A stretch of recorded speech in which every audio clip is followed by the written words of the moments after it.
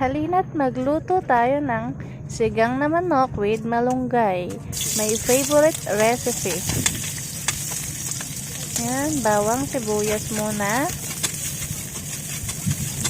Mix ng mix lang. And then, luya. And then, kamatis. Haluin ng haluin ng haluin ng haluin lang yan.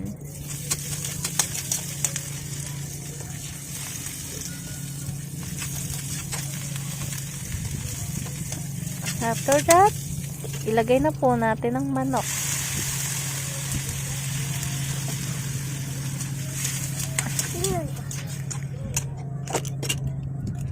At lagyan natin ng magic sarap.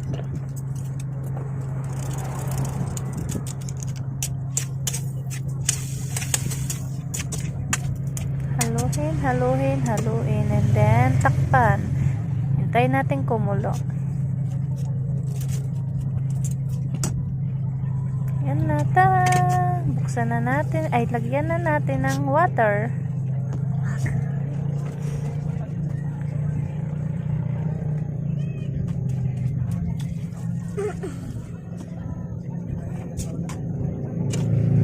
And then ilagay na natin yung malunggay.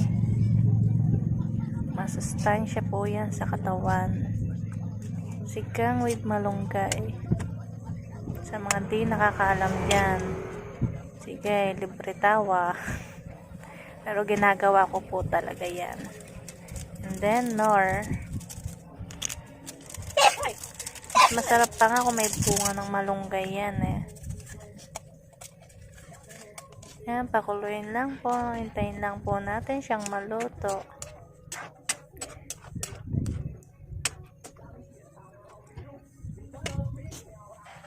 Yan, tara!